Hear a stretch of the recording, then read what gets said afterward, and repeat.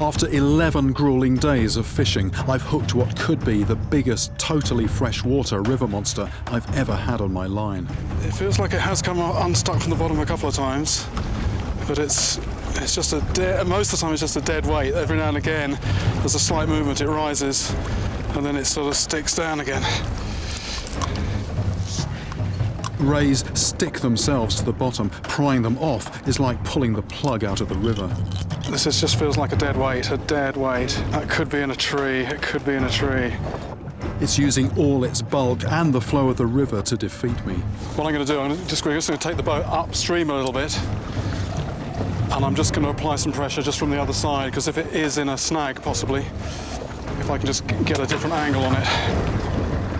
Jose has to maneuver very precisely in the strong current. That's the tail hitting the line, tail hitting the line. With a fish like this, I'm not in control. All I can do is react.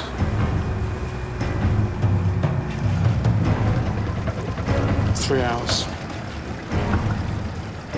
This is my longest battle ever, beating even the South African bull shark that took 2 hours and 45 minutes. My back and arms are now burning. That is fish, I think. That is fish, that is fish, that is fish, that is fish moving. It's back. My maneuver worked. So a bit of tactics there. Nothing was happening, nothing. And I think it might have just hooked the line around a branch, so we just changed the angle of the pull slightly. Look at that, there it goes. That's good.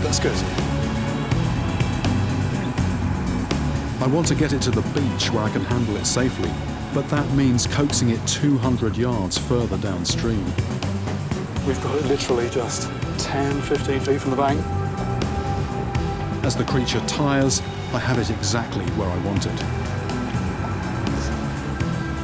There it is! Finally, after perhaps the most punishing battle I have ever had, I land one of the biggest, strongest, and most alien freshwater fish I've ever seen. The thing I really want to do with this one, though, is get a close-up of the tail. I mean, obviously not too close. And to think this is a fish that until recently I didn't even know existed. The Chucho de Rio is unlike any other ray I've come across. Okay, nearly 53 inches. Which would make it easily 250 pounds. But what really makes this species stand out is that it is a killer, with a weapon as brutal as a medieval mace, like a club fortified with rusty nails, which it drives in with its massive bulk. I might have to just kneel on top of the animal. Okay.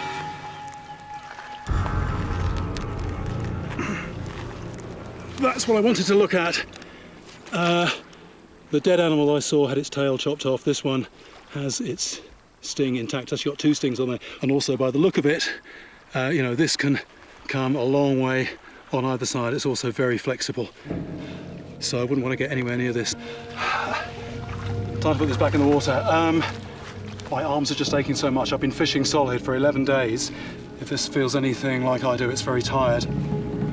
What I'm about to do now is actually very significant, because this is a fish, and I always like to return fish alive, but this is a fish where, the locals don't give it any quarter.